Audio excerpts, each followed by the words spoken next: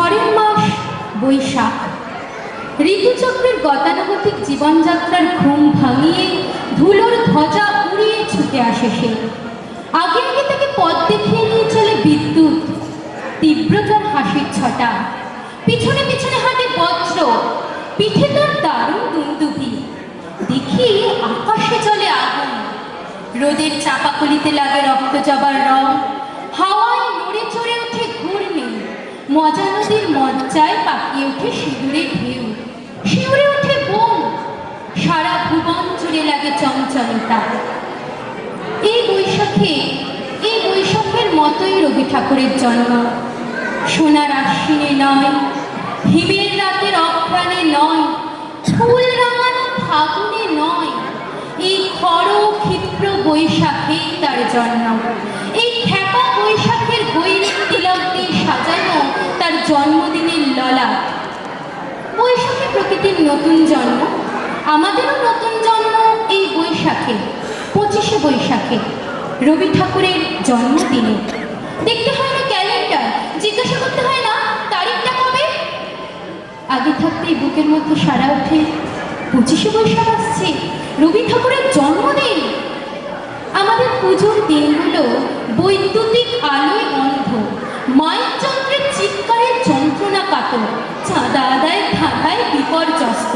শেষ পর্যন্ত ব্যান্ড বাজানো বিসর্জনের দিনে হাত বোমার লড়াইয়ের আশঙ্কায় উৎকণ্ঠিত। আমাদের দোলের দিন ছেঁড়া পাঞ্জাবি আর তালিমারা ধুতির আড়ালে জড়সড়। আমাদের সাধক মহাপুরুষ কিংবা দেশপ্রেমিক নেতাদের জন্মদিনে উৎসব হয় না, হয় মিটিং, মিছিল বেরোয়, মানুষের নয় মোটর লরি। শহরের রাস্তাঘাট কেঁপে ওঠে মানুষের কলরবে নয়, জগঝম্পের লম্পঝম্পে। আর এই সমস্ত স্রোতধারার মূল লক্ষ্য মঞ্চ অথবা মিটিংয়ের মাঠ। আর সেখানে পৌঁছলেই সব শেষ। পরের দিন সকালে ট্রামের চাকার আওয়াজ, মোটরের হর্ন আর ট্রাফিকের কলরবে গতকালের সমারোহের এতটুকু সুর কানে বাজে না। রবি ঠাকুরের জন্মদিনে বক্তা এসে বক্তৃতা দিয়ে যায় না, কথক এসে কথা কই শোনায়। মুঠি পাকানোর জিহাদ নেই এই জন্মদিনে, শুধু মুঠো মুঠো আনন্দ ছড়ানোর উত্তম। তাতে ফুলের গন্ধ আছে, আছে ধূপের ধোঁয়া, আর আছে শ্রদ্ধা ও বিনয়ের পবিত্রতা। গ্রামের কথাই বলি, যেখানে এখনো খবরের কাগজে পত্রবর্ম শোনা যায়নি, যেখানে দুর্গোৎসব ছাড়া পুজো নেই, নেই গাজন ছাড়া পার্বণ, যেখানে সরস্বতী পুজো ছাড়া চাঁদা তুলে তেমন পরিচয় জানে না, রামায়ণ মহাভারত আর দাসুরার পাঁচালি ছাড়া কবিতা বোঝে না, রামপ্রসাদে বাউল কীর্তন আর সিনেমার গান ছাড়া গান নেই, সেই সব গাঁয়েও রবি ঠাকুরের জন্মদিনে উৎসব হয়। অবস্থাপন্ন ঘরের বউরা তাদের শখ করে কেনা শাড়ি বার করে দেয় স্টেজ বাঁধবার জন্য। হাওয়ার ঝটকায় বাঁশের গাঁঠে লেগে ছিঁড়ে যাবে জেনেও দেয়। যে চাষি বরজ বাঁধবে বলে নতুন বাঁশ কিনে নিয়ে এসেছে, তাকে চাইলেই সে বাঁশ বয়ে দিয়ে যায় নিজের কাঁধে। 5 বাড়ির তক্তপোষ জড়ো করে তৈরি হয় মঞ্চ, বিছানার চাদর জুড়ে জুড়ে পর্দা। কে যেন কোত্থেকে জোগাড় করে আনে রবি ঠাকুরের এতটুকু বাঁধানো একটা ছবি। করছি ফুলের মালার তলায়, খানিক পরেই সেই ছবিখানা যায় হারিয়ে। ফুল পাড়তে গিয়ে গাছের ডাল থেকে পড়ে হাড় ভাঙে, বুনো ফল খেয়ে ভিড়মি লাগে, বক্সিদের ফলের বাগানে মার খায় বিস্তর, জাম খায় আরো অনেক বেশি। ঢেলে সাপ ধরে রাখে মাস্টারের ডেস্কে, কালো ব্যাগ মতে ফোটা ফোটার গর্তে। এই সমস্ত পাড়া জ্বালানো ছেলের দল এসে জড়ো হয় সেদিন। মেট্রোম্যাক্সের আলোয় ঝলমল করে ওঠে ওদের কচিকাঁচা দুষ্টু মুখগুলো।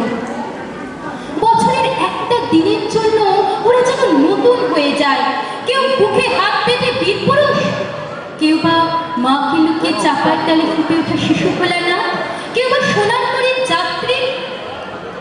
উজ্জ্বল শ্যামবর্ণা, গলায় পুঁতির মালা, পুতুল খেলা ছেড়ে সবে রঙিন শাড়ি পরেছে, স্কুল ছেড়ে রান্নাঘরের খুন্তি,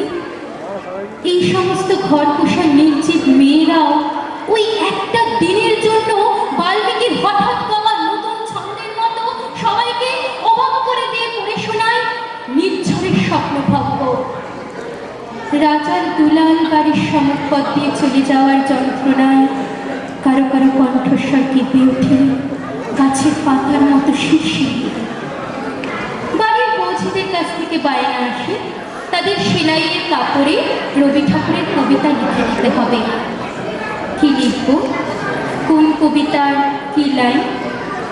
কাপড়ের উপর লিখে দেওয়া হয় কবিতা। চারপাশে নীলে লালে হলুদে সবুজে রঙিন ফুলের আলপনা, আর তার মাঝখানে খয়েরি সুতোয় রোজ দুপুরের না ঘুমানো চোখে দিনের ক্লান্ত অবসরে বোনা হয়ে চলেছে যে চারটি লাল। উদয়ের পথে শুনি কার বাণী, ভয় নাই ওরে ভয় নাই, নিঃশেষে প্রাণ যে করিবে দান, ভয় নাই তার ভয় নাই। শুধু কি সূচিকাজে না, জন্মদিনের পর আমাদের মনেও এমন নানা রঙের সুতোয় বোনা হয়ে চলে রবি ঠাকুরের লেখা। জন্মদিনের পরও জন্মদিন ফুরোয় না, রোজই তার জন্মদিন। 25শে বৈশাখ রোজই প্রতিদিন প্রতিনিয়তই তার সঙ্গে আমাদের চলাফেরা মেলামেশা।